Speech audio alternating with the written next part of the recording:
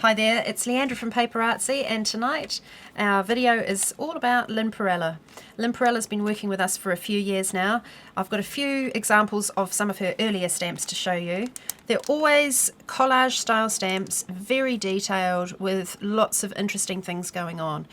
Even a tiny little stamp like that I see pop up in people's artwork as an embellishment loads. These sorts of quite long, skinny stamps are very popular. People really enjoy those. They can make a great focal point for anything that you're working on. This one's an interesting one. When you add colour to the stamp along here, it just comes to life. It's fantastic. Really interesting style. It's sort of like a skyline of a city or something. I've seen a lot of really good samples made with that. She also did a few that were a Japanese sort of series of stamps, very Japanese themed, with the koi flags here, and that's quite manga inspired, the style of some of these stamps. This one here's one of the more recent ones. Let me just show you a sample, just to give you an idea of how the faces can come to life. As soon as you add some colour, then it just really pops the image. So there's a lot going on in them, and that's really the key to getting the best out of these stamps, is to start adding colour to them. So if it's a face image, we tend to stamp the image onto a light background, usually coated with fresco paint. So it could be nougat, it could be chalk or blush, something quite neutral. And then you can start to build up your colour using other paints to add colour to the face. If you've got a base of paint first, then it's much easier to do that rather than just working direct onto paper. But of course, if you're using Copics or pens or any of those other sorts of colouring medium, then you'll know the surface you prefer to work on. Here's another great image, this bird cage. I've also got a sample with that. Again, just adds interest to it, and this is a sample that Lynne made at a demonstration she did, and she was actually demoing next to me at Version Scrap, I think it was, and she made this sample, and it's just beautiful. But the tiniest amount of colour, she really just stuck to the blues and neutral tones stone in the background, and then added a little bit of claret, just brings it to life. But so simple. I really love that birdcage stamp. And she's also done a few Christmas inspired ones. This one's been quite popular. We call her the Winter Lady, and she's got the branches coming out the back here. So those are Lynne Perrella stamps that we've had in the past. Let's show you the new ones. So here we go. So they're very much stained glass inspired. She's really pulled together lots of elements that you see in church windows and made some amazing designs. As is true to her style, she's always got a face in there as part of her central image, and then she's built up everything around that. And these ones here, much more typical. Fantastic face image. I love how she just makes a crown out of elements that appear in other areas of the stamp.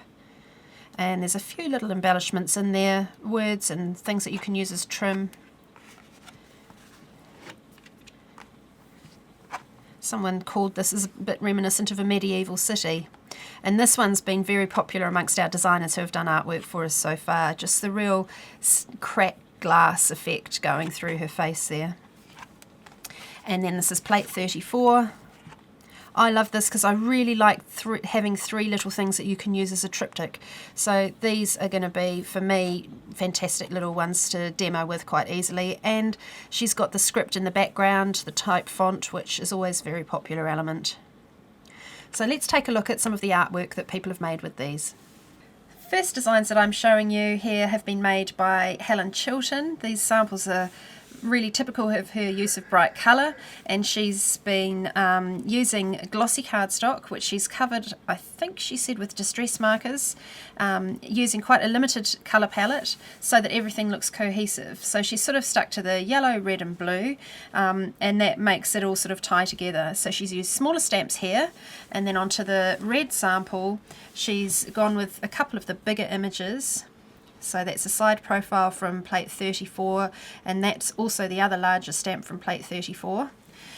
And then the last sample here is the one with the cracked face, which is plate 33. Now Helen's also done a couple of other samples using alcohol ink and Miri card.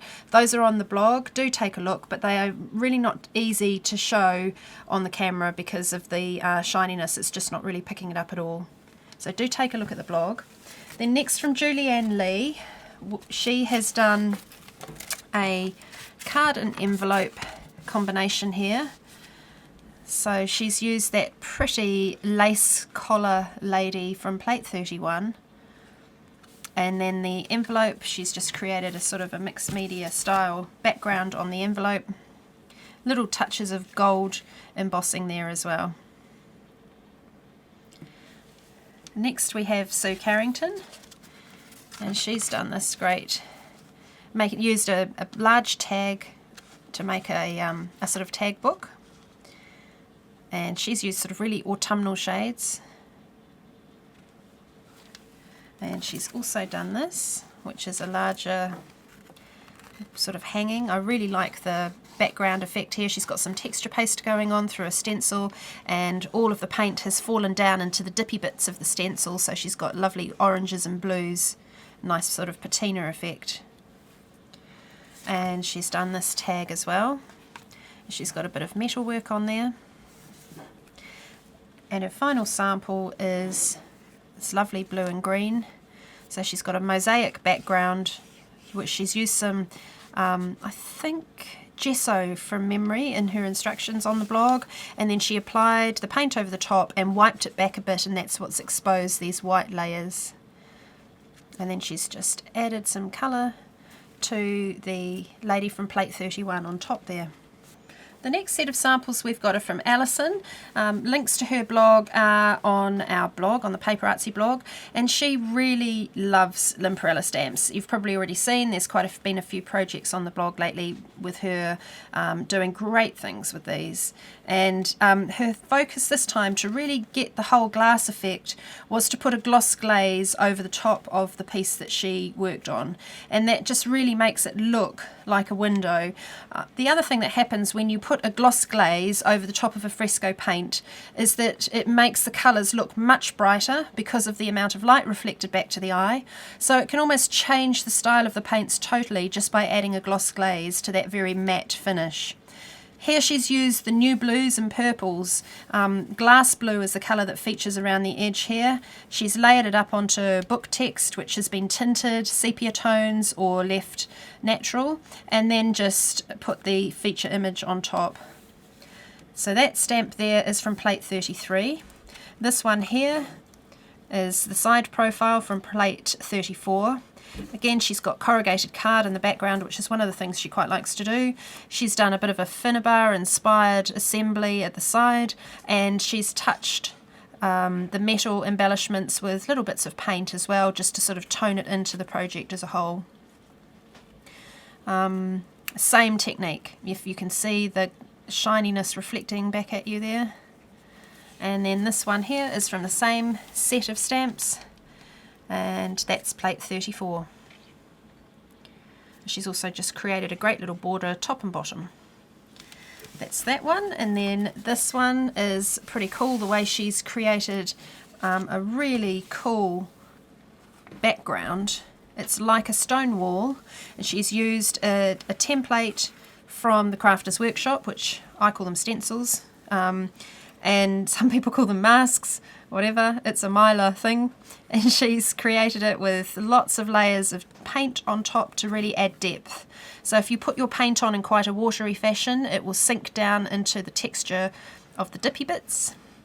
And then she's layered that up and used the image from plate 33 in the centre as the focal point, and a little bit of book text that's been die cut. Just adds a very simple embellishment. But that's just it's a lovely thing to touch. It really feels like a stone wall. And her final piece, this is, she's done a sort of a vertical triptych, and it's using the small images from plate 34.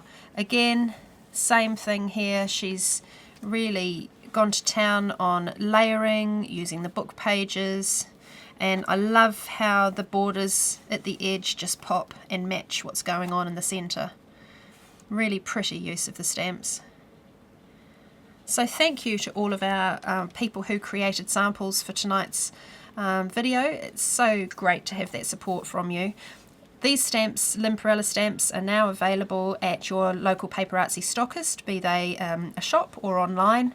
And we'll see you back here next time on the PaperArtsy YouTube channel.